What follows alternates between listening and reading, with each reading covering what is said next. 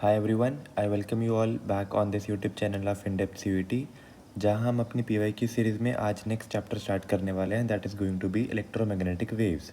बहुत ही easy chapter है एंड आई शुड से बहुत ही छोटा चैप्टर है। इसकी ज़्यादा कोई इतना बड़ा चैप्टर नहीं है ये, बट ये अच्छी खासी वेटेज ज़रूर रखता है सीयूईटी में। एवरी ईयर आपको यहाँ से क्वेश्चंस मिल जाने वाले हैं and the good thing is ये जो मोस्ट ऑफ द चैप्टर है ये थ्योरी बेस्ड क्वेश्चन है, स्टेटमेंट बेस्ड क्वेश्चन है। आपको इसमें न्यूमेरिकल्स कम देखने को मिलेंगे।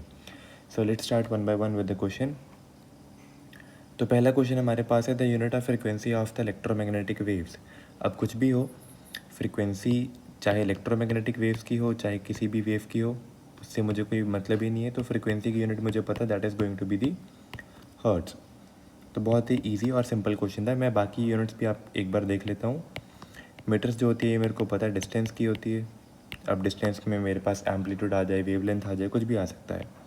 एम्पियर मुझे पता है ये करंट की होती है। एंड जूल्स आपको पता होना चाहिए कि ये हीट एंड वर्क दोनों की होती है, दोनों की सेम ही यूनिट होती है। इनफैक्ट हम इनको अल्टरनेटिवली यूज़ करते भी रहते हैं। The next question is the ratio of amplitude of magnetic field to the amplitude of electric field to the amplitude of electric field for an electromagnetic wave propagating in vacuum is. बहुत ही easy और important question है। यहाँ से हमारी बहुत ही important derivation निकलने वाली है।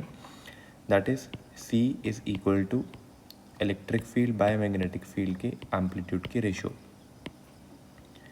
इंपॉर्टेंट फार्मूला, मल्टीपल टाइम्स इस चैप्टर में ये फार्मूला काम में आता है। So I should suggest you कि ये आपको पता होना चाहिए, राइट। ये फार्मूला अगर आपको पता होगा तो it would be more better. Derive कहाँ से हुआ है, इनफैक्ट मैं आपको वो भी बता देता हूँ। लाइक आपको पता होगा कि इलेक्ट्रिक फील्ड की जो वैल्यू होती है दैट इज़ एनर्जी डेंसिटी की इनफैक्ट मैं बात कर रहा हूँ।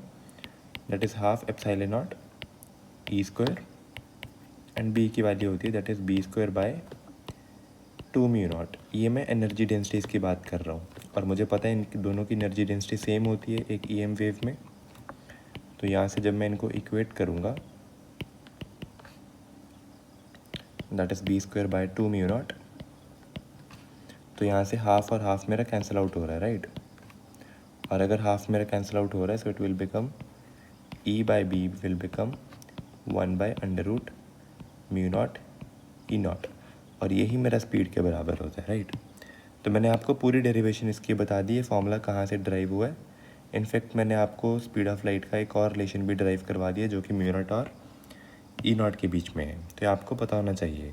लेकिन अगर आप क्वेश्चन को ध्यान से देखेंगे आपको मैग्नेटिक फील्ड और इलेक्ट्रिक फील्ड के एम्पलीट्यूड के बारे में बात करी गई है, मतलब B naught upon E naught की बात करी गई है। And that will be 1 by C. 1 by C means reciprocal of the speed of light in the vacuum. Easy question. Next question है RMS value of electric field of the light coming. हम मेरे को बोल दिया गया और मेरे से total energy of the density पूछा गया है। यहाँ पे ध्यान रखिए आपको पूछा क्या गया, that is going to be the average total energy. अभी जस्ट मैंने आपको एक एनर्जी डेंसिटी का फॉर्मूला बताया था इलेक्ट्रिक फील्ड का, that was 1/2 epsilon naught E square. तो energy density due to the electric field कितनी आएगी, दैट विल बी वो मेरे को आई गेस गिवन है, दैट इज़ 720। सॉरी ये मेरे को मैं यहाँ से निकालूंगा, that will be epsilon not की मेरे को वैल्यू पता होनी चाहिए, दैट इज़ 8.85 अपॉन 10⁻12। और ये मेरे को वैल्यू गिवन है दैट इज़ इलेक्ट्रिक फील्ड की वैल्यू। तो एनर्जी डेंसिटी मेरे पास निकल के आ रही है, that is going to be 2.29 into 10⁻⁻6। अब यहाँ पे आपको जो एक नोट, इंपॉर्टेंट नोट याद ध्यान में रखना है, दैट इज़ कि जो एनर्जी का डिस्ट्रीब्यूशन होता है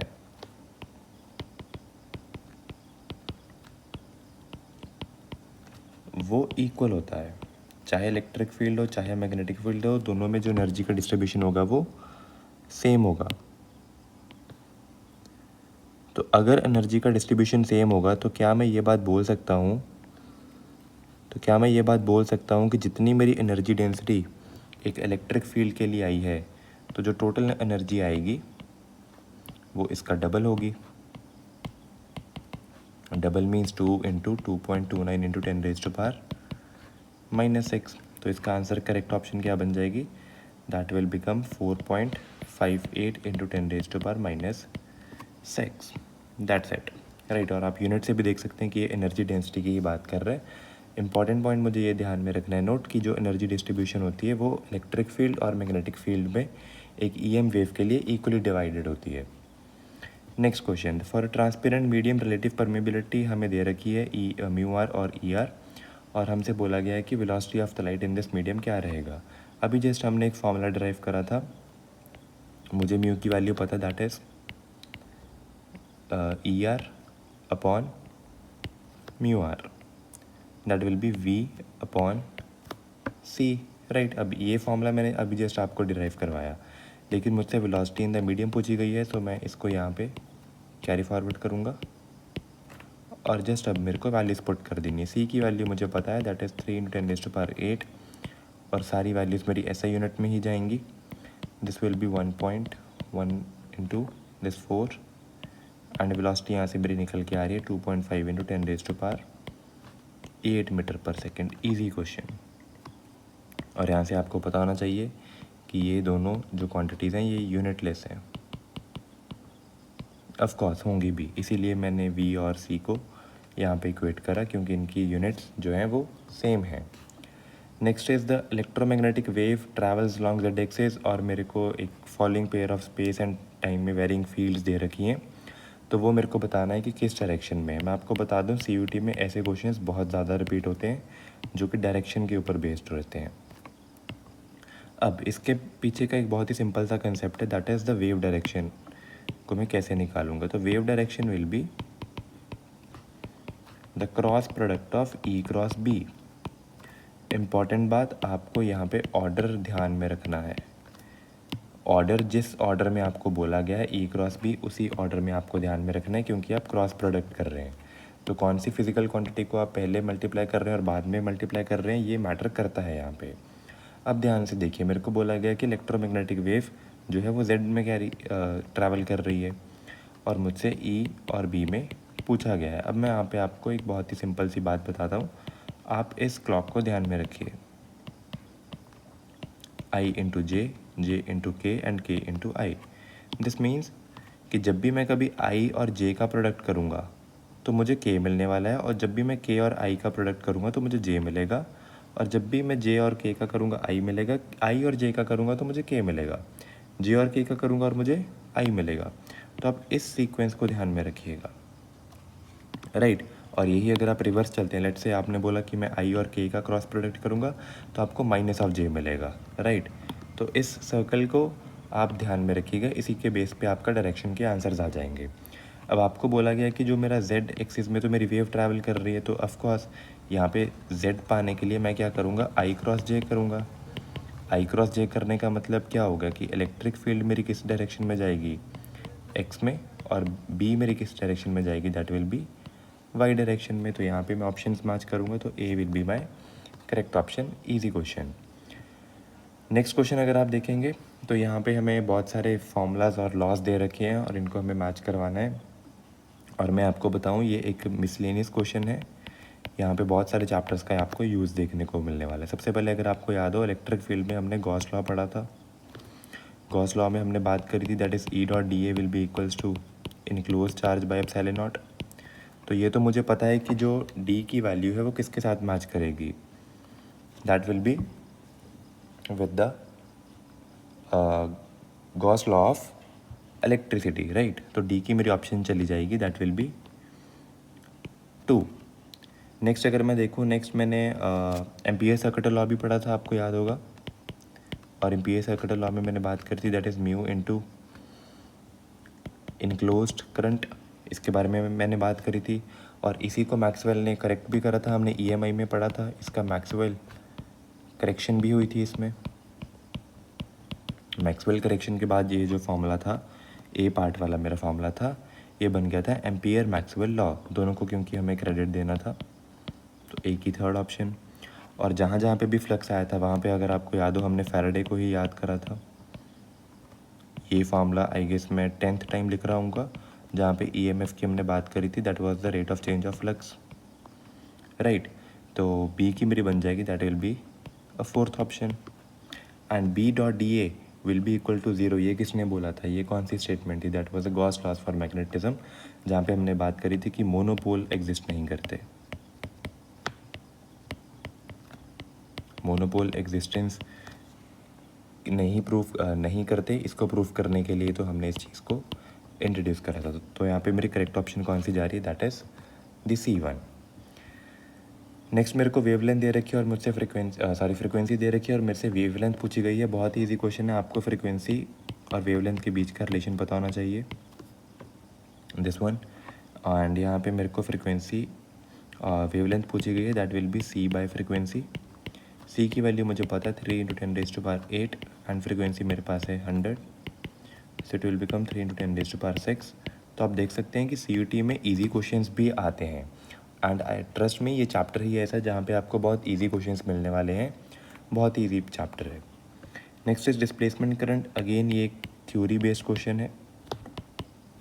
थ्योरी बेस्ड क्वेश्चन में आपको डायरेक्टली स्टेटमेंट को मानना पड़ेगा एंड डिस्प्लेसमेंट करंट आपको पता होना चाहिए, that is a continuous when electric field is changing in the circuit.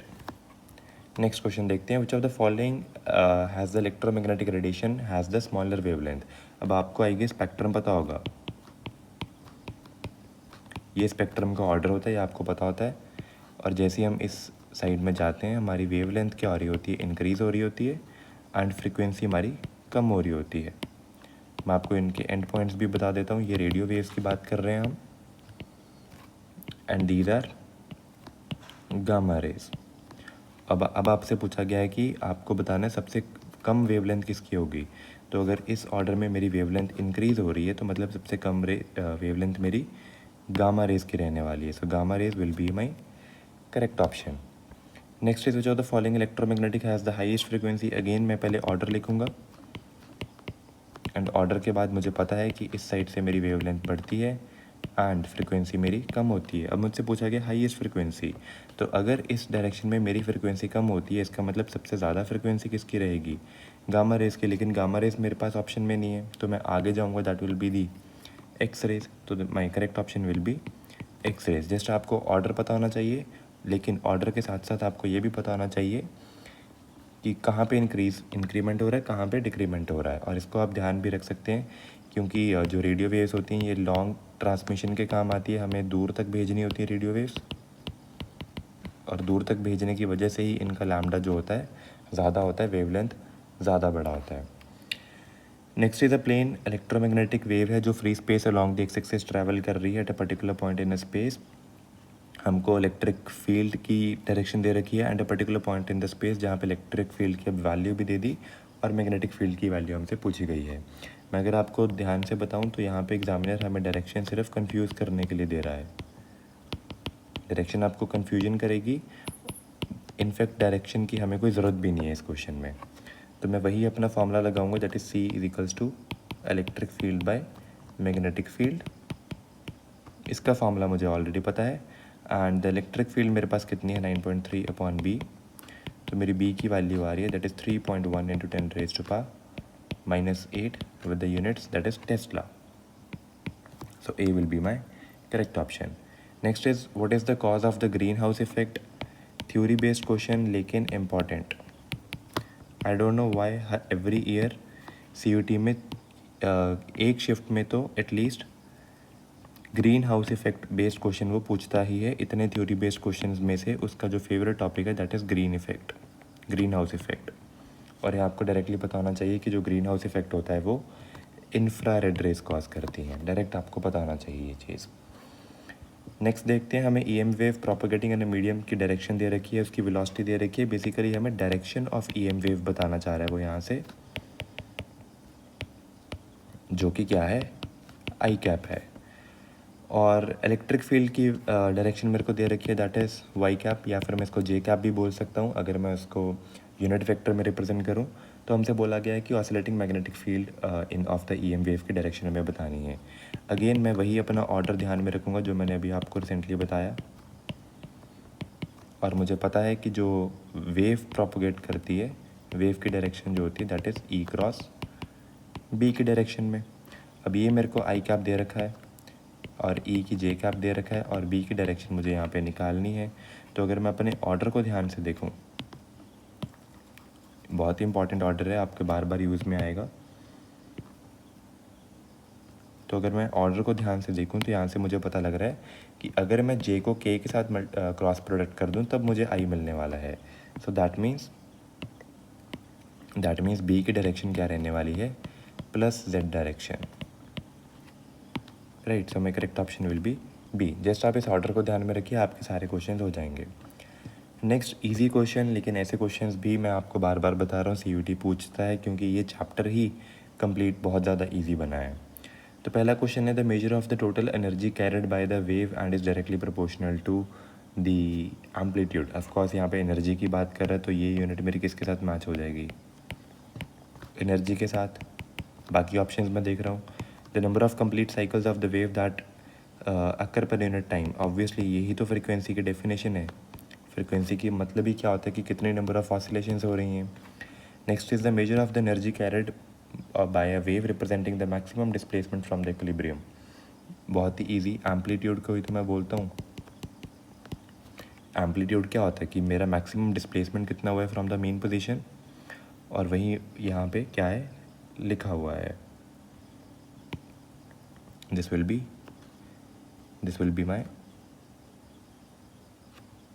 Amplitude, right. तो मतलब B option. The distance between two crest and trough, बहुत ही ईजी, आपको ये जूनियर क्लासेस में भी आपने पढ़ रखा होगा। That is the wave length and the speed at which the wave travels through the medium, that is known as velocity. इसमें कुछ आई गेस बहुत ज़्यादा हमें सोचने की ज़रूरत ही नहीं थी, ईजी क्वेश्चन था। बट ये ईजी डेफिनेशंस जो है आपको पता होनी चाहिए, इसको आपको अंडर एस्टिमेट भी नहीं करना।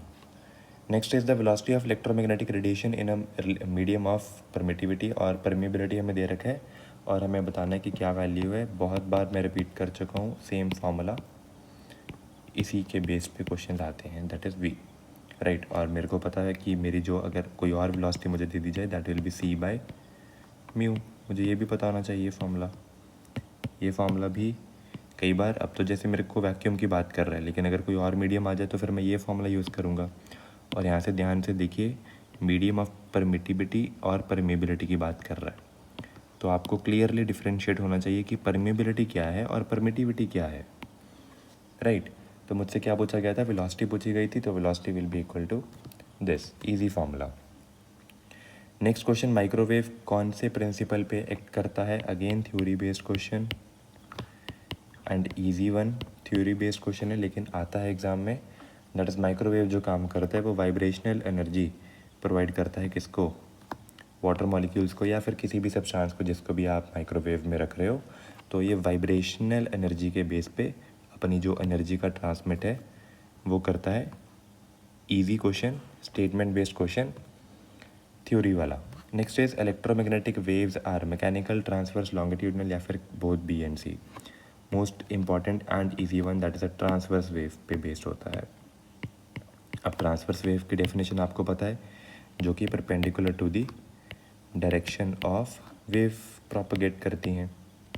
अब लेट से अगर मेरी वेव इस डायरेक्शन में जा रही है तो मेरी जो दूसरी वेव्स होंगी, लेट से इलेक्ट्रिक और मैग्नेटिक फील्ड, तो वो इनके परपेंडिकुलरली एक्ट करती हैं। और यही तो होता है, हमने डायरेक्शन ऑफ वेव में यही तो पढ़ा था, that is E cross B. और अगर आपको ध्यान में हो, यहाँ पे आप क्या चीज़ कर रहे हो, that is a cross product. अब जब आप क्रॉस प्रोडक्ट करोगे, आपका जो रिजल्टेंट है वो दोनों फिजिकल क्वांटिटीज़ के परपेंडिकुलर आना चाहिए। और यही तो मेरे पास हो रहा है कि क्योंकि अब electromagnetic waves are a combination of E and B, right. तो दोनों की जो डायरेक्शंस हैं ई एंड बी की, वो perpendicular to the direction of wave है, क्योंकि आप क्रॉस प्रोडक्ट कर रहे हैं। Hence the answer will be transverse nature. Next देखिए, the magnetic field is travelling in a travelling magnetic wave has a peak of this much. तो peak value of electric field पूछी गई है, बिल्कुल ही ईजी क्वेश्चन है, multiple times मैंने इसको ऑलरेडी यूज़ कर चुका हूँ। जस्ट आपको फॉर्मूला पता होना चाहिए यहाँ पे, और एक नई चीज़ जो हमने यहाँ पे इंट्रोड्यूस कर दी, नैनो टेस्ला आपको दे रखा है। अब यहाँ पे आपको कन्वर्जन पता होना चाहिए, that 1 nano is equals to 10⁻⁻⁹, right, that's it. और कुछ भी नहीं था यहाँ पे। 3 × 10⁸ में यहाँ पे पुट करूँगा, क्योंकि यहाँ पे पीक वैल्यूज़ की बात कर रहा तो मैं ई नॉट ज़रूर मेंशन करूँगा, दैट विल बी E/20 × 10⁻⁹। और यहाँ से मेरे पास ई की वैल्यू निकल के आ रही है that will be 60 by 10, hence E will come as 6 volt per meter, right? That is a B will be my correct option. यहाँ पे आपको जस्ट एक कन्वर्जन पता होना चाहिए था, दिस वन। तो बेसिकली एग्जामिनर ने आपको ईजी फॉर्मूला बेस्ड क्वेश्चन ही पूछा है, जस्ट वो आपका कन्वर्जन चेक कर रहा है। तो ये क्वेश्चन 1 मिनट में होने वाले हैं सारे इस चैप्टर के। Next is which of the following electromagnetic has the longest wave. Already हम बात कर चुके हैं रेडियो वेव्स, ये ऑर्डर आपको पता ही होना चाहिए। यहीं पे मैंने आपको बताया था लैम्डा इंक्रीज, फ्रीक्वेंसी डिक्रीज, और ये बार बार आप रिपीट कीजिए क्योंकि जो मोस्ट ऑफ द क्वेश्चन है इसके स्पेक्ट्रम पर ही बेस्ड बनते हैं,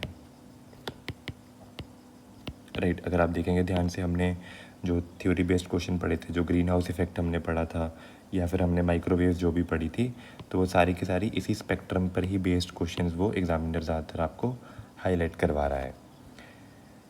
नेक्स्ट इज मेरे पास एक average electric field of electromagnetic wave दे रखी है in a free space, then the average magnetic field in the same region is of the order.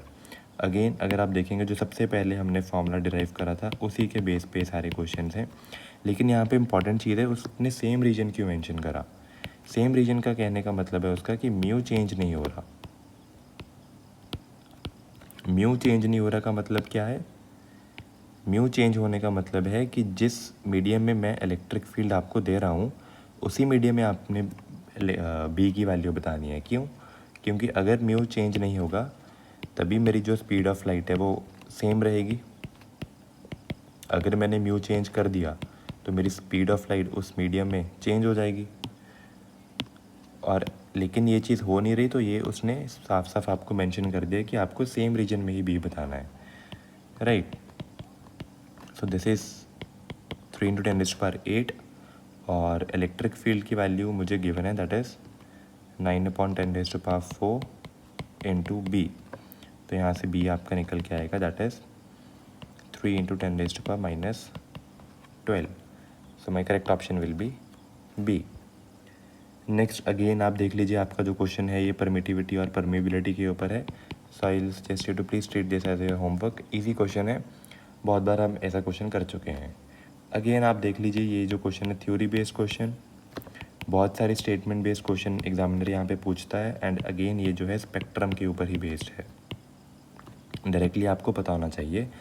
Biological importance of ozone layer हमसे पूछा गया है, बट ऑब्वियस ही बात है अल्ट्रा वायलेट रेस को बचाने के काम आता है, जो कि कहाँ से आ रही हैं? From the sun, right. तो ओजोन लेयर जो एटमॉस्फेयर में है वो इसी वजह से है, ताकि जो हार्मफुल अल्ट्रा वायलेट रेज हैं उनको बचाया जाए सन से। Next is out of the following option which one can be use to produce a propagating electromagnetic wave. Important question, highlight कर लीजिएगा।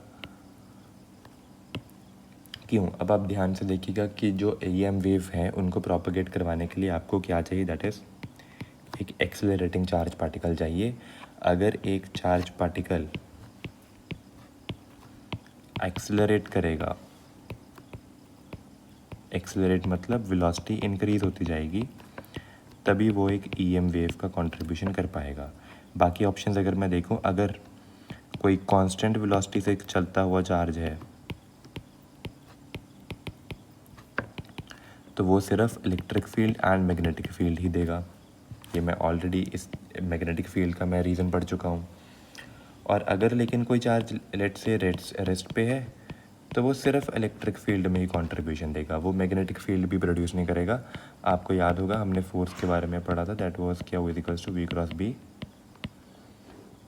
विच मीन्स कि फोर्स जो है वो तभी लगेगी जब कुछ ना कुछ वेलोसिटी चार्ज के पास रही होगी। लेकिन यहाँ पर मुझसे पूछा गया कि इलेक्ट्रोमैग्नेटिक वेव प्रोपेगेट क्यों करेगी, जब उसका जो यूज़ है that is by the accelerating charge particle. Next question is during the propagation of electromagnetic wave in the medium. Again easy question, ये मैं ऑलरेडी पढ़ चुका हूँ। इलेक्ट्रिक फील्ड की डेंसिटी मैंने आपको ये बताई थी, और मैग्नेटिक फील्ड की डेंसिटी भी मैंने आपको यहाँ पे बताई थी, और मैंने स्टार्टिंग में इस चीज़ को डिस्कस करा था कि ये जो एनर्जी डेंसिटीज़ होती हैं EM वेव के अंदर, इनका कंट्रीब्यूशन इक्वल होता है ऑलवेज। तो इसका मतलब electric energy density is equal to the magnetic energy density. ये मैंने ऑलरेडी आपको स्टार्टिंग में बात करी थी हमने, मैं आपको रिकॉल करवाता हूँ।